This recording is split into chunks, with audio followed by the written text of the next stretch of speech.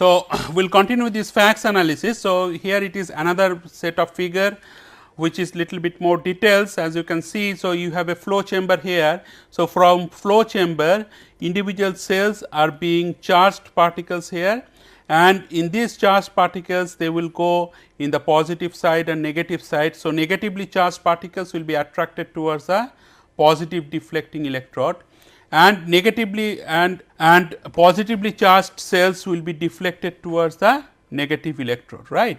So, this is based on a very simple technique, and then this uncharged particles they will be going to this straight. Okay.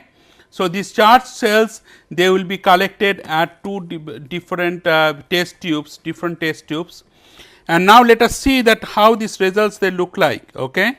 Okay, this is that hydroxyapatite 20% mullite particles. The eluate preparation and the particle preparation are the same as I have discussed earlier in case of the cytotoxicity experiments and single cell gel electrophoresis experiment. So, control means essentially this is like untreated cells. Okay. So, that HFOB cells, HFOB stands for human fetal osteoblast cells.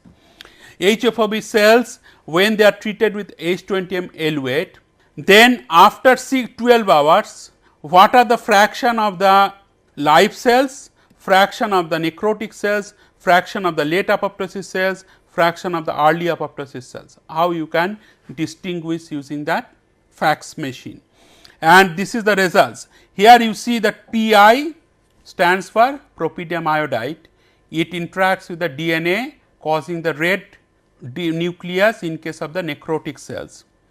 Annexin, you know that annexin 5 is another dye, and then FITC is that fluorophore. So, annexin FITC they in combination they will stain differently if it is apoptotic cells. So, what are the different coordinates here? Q3, that means this one is for the live cells. Okay, Q2, that means this one diagonally up, that is for necrotic cells. Okay. Q4, that is for the early apoptosis cells, EA. Q1, that is for the late apoptosis cells. So, what is the pattern, evolution pattern you see? It is more like a sigmoidal curve type of patterns. You see that after this treatment cells are following this kind of pattern. Okay. Now, let me first tell you each data point here, you see that each data point corresponds to the information of one single cell.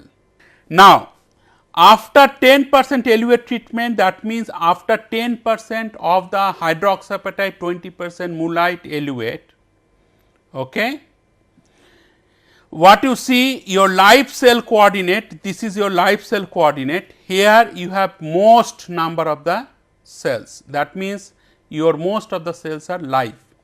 However, you do see noticeable cells in the necrotic phase, also noticeable number of cells are in the early apoptosis, with a few cells they are entering in the late apoptosis stage.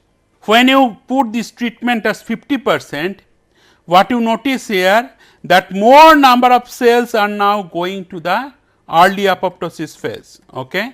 And also similarly higher number of cells compared to 10%, if you see that concentration of the dots, right, concentration of the dots in the necrotic stage is much lower after treatment with 10% compared to the concentration of the necrotic phase here after 50% treatment. If you more see when they are treated with 100% eluate, you see more number of dots are here, and more number of dots means more number of cells are in the necrotic stage. Another important things if you notice the concentration of the dots in the early apoptosis coordinates, look at the slide here, and you yourself will be able to realize that if you increase the concentration of the eluate or particles from 10% to 50% to 100%, if you see the number of dots in the early apoptosis coordinates increases progressively from 10% to 50%, 50% to 100%. Clear? So, therefore, that more cell fractions of the total cell populations are increasingly entering into the early apoptosis stage when you are treating them with the progressively higher and higher concentration of the hydroxyapatite 20% eluate concentration. Is it clear? So, now you know how to read the facts data, right. So, you have 4 different coordinates, and in these 4 different coordinates you have different dots. Each dot corresponds to one single cell information. Okay. So, you can quantify using the standard software that what is the total fraction of the cells that are now in the apoptosis stage, early apoptosis, late apoptosis, necrosis and all this stage. Now, what happens when you treat them for 24 hours? This is control, means again is the untreated cells. There is no treatment of the hydroxyapatite 20% moolite particles here. In case of the untreated cells, what you notice here that in the 10% concentration, your some cells fractions are going to the early apoptosis. 50% more number of dots means more number of cells are in the early apoptosis. 100% clearly more number of dots here, that means more number of cells in early apoptosis. So, there are two things. One is that your concentration of eluate, and one is your treatment time. So, with 24 hours you see that with the higher and higher concentration, more number of cells are going to the early apoptosis stage and necrotic stage. What happens in the 48 hours treatment? 48 hours you notice that really large number of cells are going to the necrosis stage, you see, and these numbers if you qualitatively compare, these numbers are more than what you have seen at the corresponding concentration after 12-hour treatment. Do you understand what I am saying? I am saying that let us now compare what happens after 10% eluate treatment, after 12 hour and after 48 hour. So, after 48 hour here you see that 10% 100% concentration more number of cells are going to the necrotic stage. That means, the severity of the cell death increases with increasing concentration or with increasing treatment time. Now, in the next few slides I will be showing you that how different molecular markers means different genes which are involved in the bone cell differentiation process. Bone cell differentiation means when it is going to live cells to apoptotic cells, right. Bone cells, live cells, your DNA will have certain arrangement, your plasma membrane will have certain function.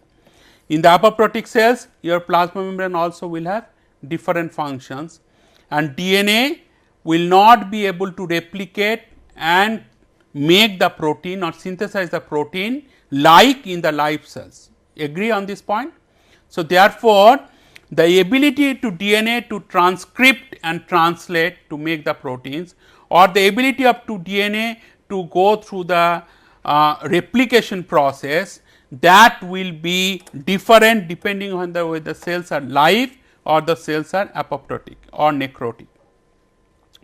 Now, this is known as that QRT-PCR technique, which is known as Q stands for quantitative, RT stands for reverse transcription, PCR stands for polymerase chain reaction. Now, you can now follow, because you know that how from DNA how this RNA is produced and then these proteins are produced. Now, total RNA is initially extracted from the control. What is control here? Control means untreated cells. Okay? That means cells which has not received any treatment of the particles like 100 20% moolite particles. Okay. So, total RNA extraction, if you total RNA is extracted from the control untreated cell as well as H20M nanoeluates. H20M stands for hydroxyapatite 20% moolite nanoparticle eluates. Now, this RNA which is extracted plus reverse transcriptase enzyme. So, reverse transcriptase enzyme means if you want this reverse transcription process, reverse transcription means what? DNA to RNA is transcription, reverse transcription means RNA to goes back to DNA. So, that is why I often say that all these biological terms are very easy if you follow it in a logical manner. Okay. So, you require certain enzyme to be added to RNA in order for the RNA to go back to the DNA double helix pattern, and random hexamer primers for the RT-PCR. So, there are primers, I will come back to that. Now, you have to amplify the fragment of the BCL Bax CBFA osteocalcin collagen beta actin 18S by QRT-PCR. Now, what is what it is means, what is the meaning of this statement? So, up to the step 1 it is clear that you can extract RNA from the untreated cells as well as the treated cells. Step 2 is also clear. Now, reverse transcriptase means mRNA goes back to DNA, but you require certain enzyme to be added and some primer to be added. Now, these primers are essentially combination of the nucleotide. What is the combination of the nucleotide? You know, for DNA, what are the nucleotides that you require? A, T, G, C. So, certain sequence of the nucleotide you have to add to the RNA to make RNA go back to the DNA. Why? Because RNA has a different nucleotides, because RNA has AUGC, adenine, uracil, guanine and cytosine, whereas DNA has adenine, thymine, guanine and cytosine. Now, what is stage 3? Now, RT-PCR, what RT-PCR does, after you do this treatment, this RNA plus reverse transcriptase enzyme, then what will happen, that it will produce certain fragment of BCL Bax, these are genes, okay. CBFA, they are genes, osteocalcin, this is another genes, collagen, that is another genes. These last two, beta actin and 18S, this beta actin and 18S, they are known as the housekeeping gene.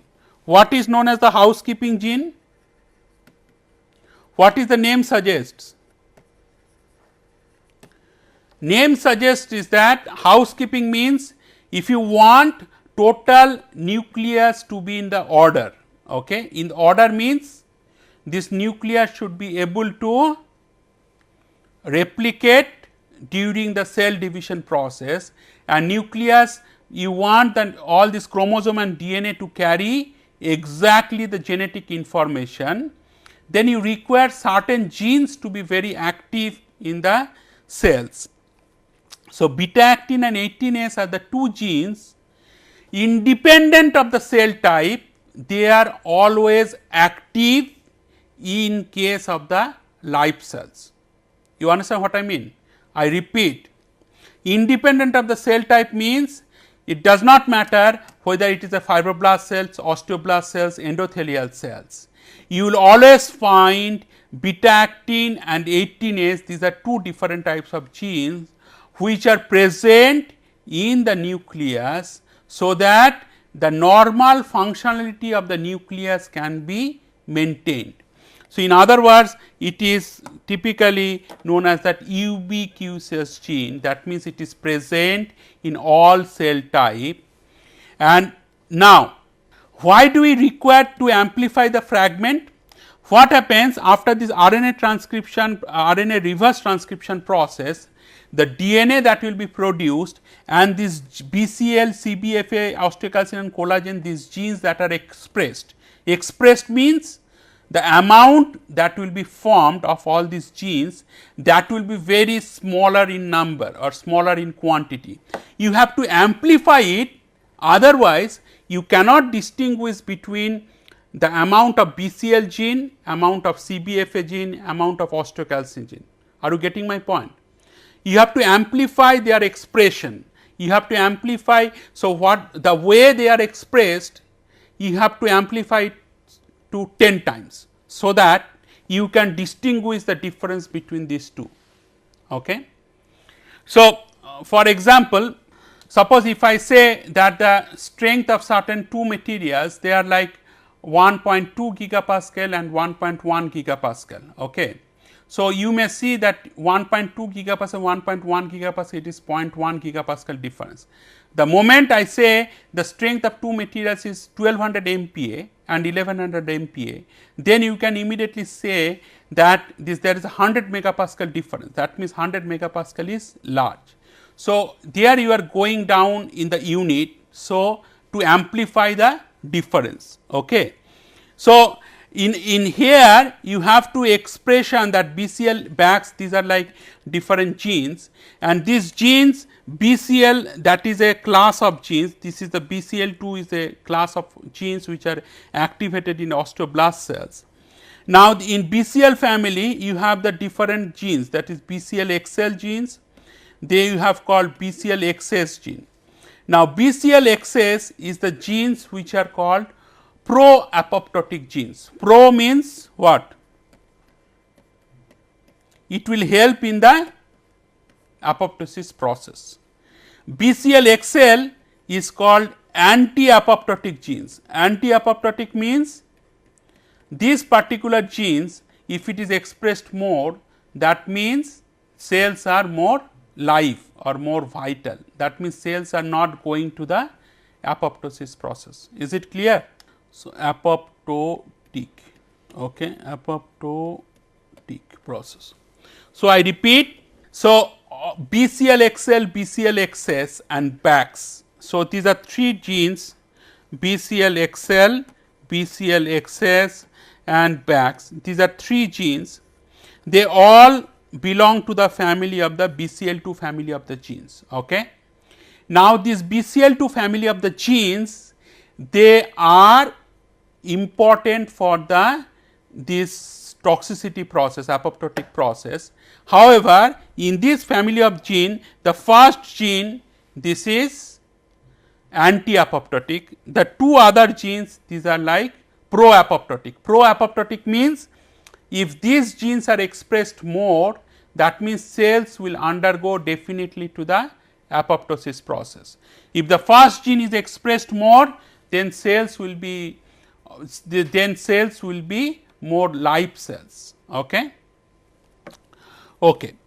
Now, so therefore, in this first slide, what should be clear to you, that QRT PCR process is helpful to identify the molecular markers. Molecular markers means the genes here, genes of interest, which are helpful or which are responsible for the apoptosis process.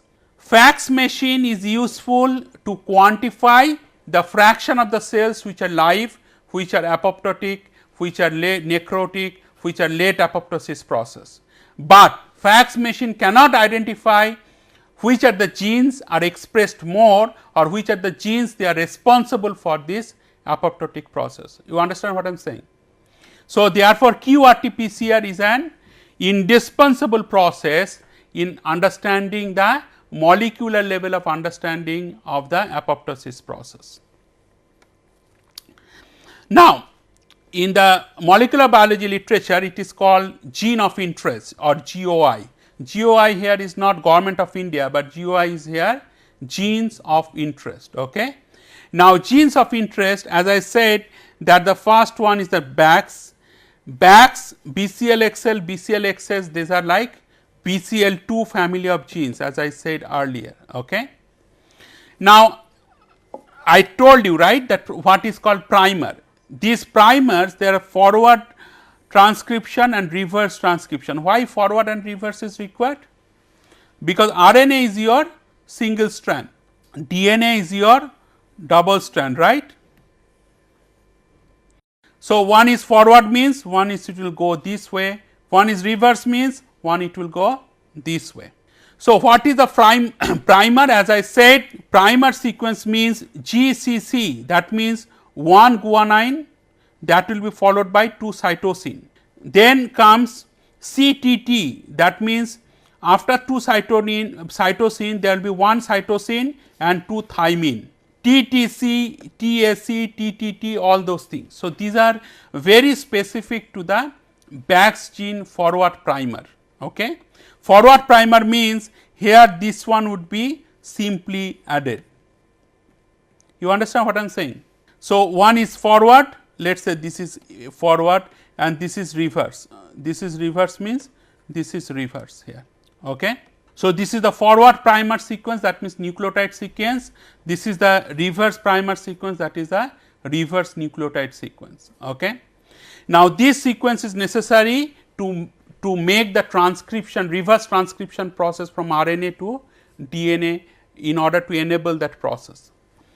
Now, depending on the genes of interest, BCL-XL, BCL-XS, all those things you see, these are the primer sequence.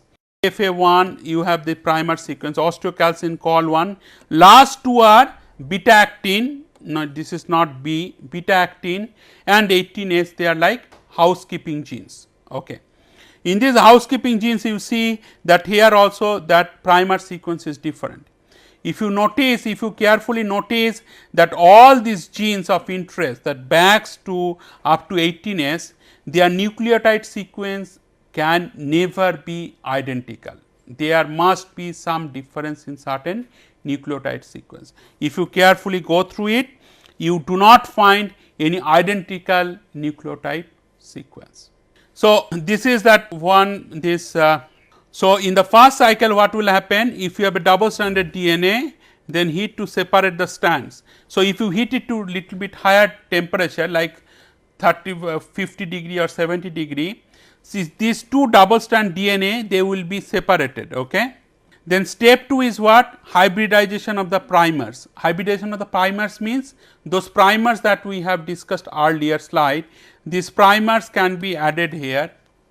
Now, stage 3 means that is the DNA synthesis from primers. So, here what will happen? This will replicate. So, S becomes S will produce another complementary strand S prime. If it is S prime, then it will make the another complementary strand S. So, here it is S and it is S prime in the step 1. Step 3, once these primers are added, then they will themselves will produce another complementary strand. In case of S prime it is S, in case of S it is S prime. So, the DNA synthesis is completed. Now, the other things that one can use that amplification of DNA using the PCR technique, polymerase chain reaction. Suppose you have a region of double stranded chromosomal DNA to be amplified. So, this is your S and this is your S prime. Okay. So, now I am showing you how to amplify only a small part of S and S prime to larger quantity, so that you can measure by polymerase chain reaction. Now, what you do, you can separate these DNA strands and add primer to that. So, separate means this is your small strand here and then you add green primer here and this is the red primer to other things. So, this primer would be of certainly would be of different nucleotide sequence. Okay. Then what will happen? It will produce another strand here, complementary strand. Now, this process from here, if you heat it to little bit higher temperature, as I have said here. So, again this DNA strands will be separated. So, black one will be separated from the green one. Again you can anneal the primer and then you can add this green and the red one. So, again it will form another strand here, complementary strand, and this process can be repeated, and so that from one double helix pattern of DNA you can end up having the so many number of DNA, replicated DNA with that particular genes of interest. So, if this single DNA helix here, whatever the expression of this final quantity, final number of this DNA would be much more, and that would be detectable, right. But in the process what you see that there are couple of cycles here. This is the cycle number 1, this is the cycle number 2 producing 4 double stranded DNA molecules, and cycle number 3, this is the 8 double stranded molecules. So, 2 to 4, 4 to 8. So, and this is 1 to 2, 1 to 2 is the first cycle, 2 to 4 is the second cycle, 4 to 8 is a third cycle. Okay. So, similarly, you can have capital N number of cycles and large number of cycles for the expression of the DNA here. This is the other one. So, now you can see that what is the typical amplification plot, that is the real time gene expression of these osteoblast cells. Now, these are like different genes of interest, that how they are amplified. This is your cycle number. You now know that what is the cycle that consists of. So, you can see the cycles can go up to 40 here. So, that is huge number of cycles. So, n is equal to 40. Now, these cycles, what you see, this is the reference values, and with increasing cycle number your genes of interest are actually amplified. All the genes of interest are amplified. Okay. Now, these genes of interest can be either osteocalcin or CBFA1 or different type of genes are there. In each group of genes, if you see that with increasing number of cycles, they are being more amplified. That means their concentration or their expression value is getting much and much more. Then coming to the BAX gene, BAX is that pro-apoptotic gene, right. Pro-apoptotic gene means these are like responsible for the apoptosis process. Now, this is with the temperature. Why temperature is required? You remember that you have the double strand DNA you want to amplify, you have to heat them, so that to separate the strand. Then you have to add some primer here.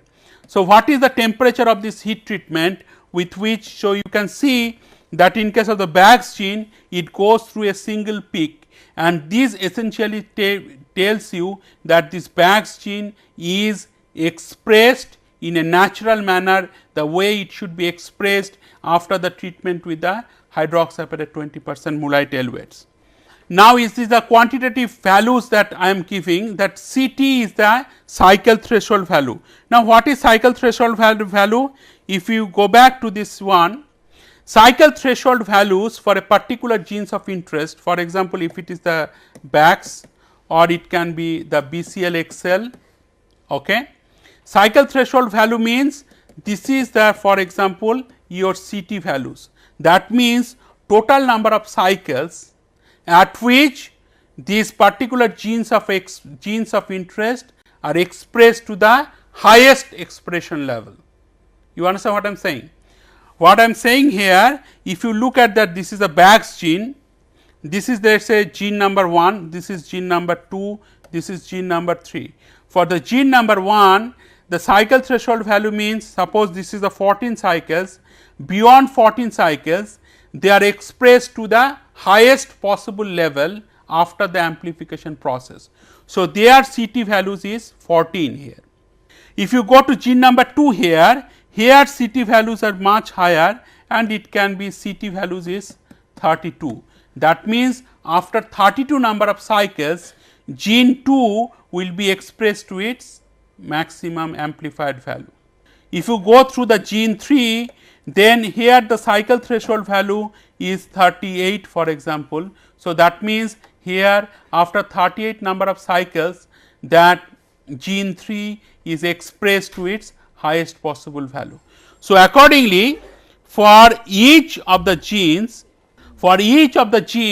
you can find out that what is the typical CT values. Okay. So, for example, here it is the BAX gene, that is the pro-apoptotic gene. So, what you see, that cycle threshold value after 10% eluate concentration, it is 23.46, and delta CT value means this is your CT value is 23.46. Okay. I have mentioned here very critically, this is normalized with respect to beta actin housekeeping gene. So, what it means? This means, if you go back to this amplification plot, you have to follow it little bit carefully.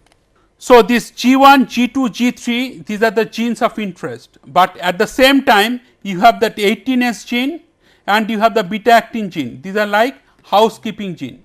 So, these two genes, they can also be amplified with respect to certain cycles, PCR cycles. Okay. So, you have to continuously measure that what is the cycle threshold for the genes of interest and what is the cycle threshold for the 18S or beta actin housekeeping genes. So that you can find out that what is the normalized values means this delta delta CT values means that means this is the cycle threshold difference of the particular genes of interest, that BAX gene with respect to beta actin gene. So, it is minus 1.74 and typically the fold change is typically 2 to the power minus delta delta CT, and if you do little bit calculations it is coming out 3 to 3.35. Now, the question that should come to your mind, what is the significance of these values? Now, typically for your control or untreated cells, this 2 to the power minus delta delta CT is typically taken as 1. That means, delta delta CT values are 0. Why it is 0?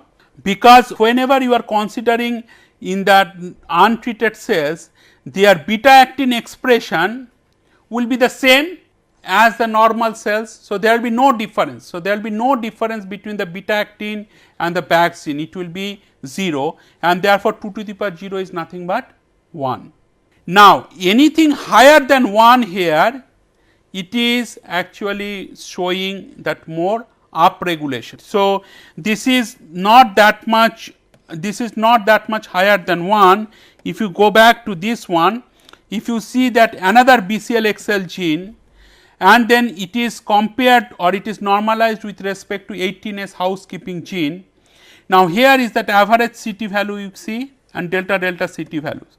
So, average CT value means these are the number of cycles at which BCL-XL gene is amplified to the highest possible expression level. Okay. Now, when you are doing it with respect to the 18S housekeeping gene, it is coming out to be negative and the fold change therefore, it is going to be positive, that is that 4.71. But what you notice here that there is something going on at the 50% concentration level. Why something going on? It is going from 4 to 6 to 25. But again above 50% concentration, then your fold change values are going down. There is upregulation. Upregulation means that fold change values is typically greater than 1. 1 is stands for control cells or control sample like untreated sample, and with respect to 1 it is severely upregulated, even it goes to 25. Now, if you go to that another one BAX gene with respect to the 18S housekeeping gene, similar analysis RT-PCR analysis, what it shows that it is very close to 1 and sometimes it is less than 1. So, that means BAX gene is down regulated. Down regulation and up regulation means how these genes are expressed in the treated cells with respect to the untreated cells. So, if it is down regulated, that means BAX genes are not that much active if it has to undergo very much highly apoptosis process, and typically these analyses are done after 6 hours treatment. Okay. So, that means the cells are not really down regulated, cells are not really undergoing severe apoptosis process. Now, BCL-XL to BAX ratio actually determines what? It determines the ratio of the anti-apoptotic gene to the pro-apoptotic gene. So, this is that anti by pro-apoptotic gene, because BCL-XL values after 10% concentration is 4.01, 25% concentration is 5.03, 75% concentration is 7.41 and 100% concentration is 7.94. So, what you notice, if you go from 10% to go to 100%, your BCL-XL to BAX ratio is just doubled, almost doubled, 4.01 to 7.94. So, what is the meaning of that? It is meaning of that is that this hydroxyapatite 20% mullite concentration, if it is increased from 10% to 100%, the BCL-XL anti-apoptotic to pro-apoptotic gene ratio, it also increases twice. That means there is increased BCL-XL to BAX ratio. What it means? It means there is more expression of anti-apoptotic gene with respect to the pro-apoptotic gene. That means the cells will not undergo normal apoptotic process if you increase the concentration from 10 to 100% simply because of the abundance of the anti-apoptotic gene, which will restrict the cells to undergo the normal apoptosis process. Is it clear? So, for any kind of this RT-PCR analysis with the cells, one has to always determine the final values of the BCL-XL by Bax ratio, because that is the anti-apoptotic to the pro-apoptotic gene expression ratio. Now, there is some other genes which is also known as the CBFA genes. Now, CBFA genes are essentially responsible for the tissue formation. Now, if it is CBFA genes are more than one, as the way it is here, you can say that the CBFA genes are upregulated, and therefore, these hydroxyapatite 20% mullite eluates, they will essentially induce the more tissue formation. There is another genes also known as that osteocalcin genes. Now, osteocalcin genes are mostly responsible for the bone mineralization process, but osteocalcin, what you notice here, this is down regulated, or this is insignificant effect, because for the control cells like untreated cells, as I said, your fold change is 1. So, with respect to 1, it is hardly 1.05, 1.13, it is, there is not much difference. So, the control cells osteocalcin expression is same as the osteocalcin expression in this different eluate concentration. Okay. Now, this is the another gene is known as the collagen gene expression. Now, in the collagen genes, what you notice here, the fold change is little bit higher than 1, but it is certainly this fold change is not greater than 5 or something like that. So, there is insignificant effect on the fold change values in the case of the collagen genes, and therefore, this is the ECM protein. Collagen is nothing but the extracellular matrix protein. So, these particular eluates will not have much effect in terms of the collagen synthesis also. So, now you can see that what are the different mechanisms. So, ultimately this is the last slide, that possible mechanism is that hydroxyapatite mullite, hydroxyapatite is Ca10 PO4 whole 6 OH whole 2, and mullite is alumina and silica. So, 3 alumina and 2 silica. So, what is happened in case of this eluate treatment, your calcium plus 2 ions are there, your phosphate ions are there, and silicon ions are there, and Al plus 3 ions are there. So, these calcium ions can go inside the cytoplasm, some calcium ions can go outside of cytoplasm also. But what is we propose that silicon ions they are getting in and they are causing the damage to the double helix pattern of the nucleus in the DNA, and that is causing the more toxicity or more cell death when you are treating the hydroxyapatite mullite particles. Okay.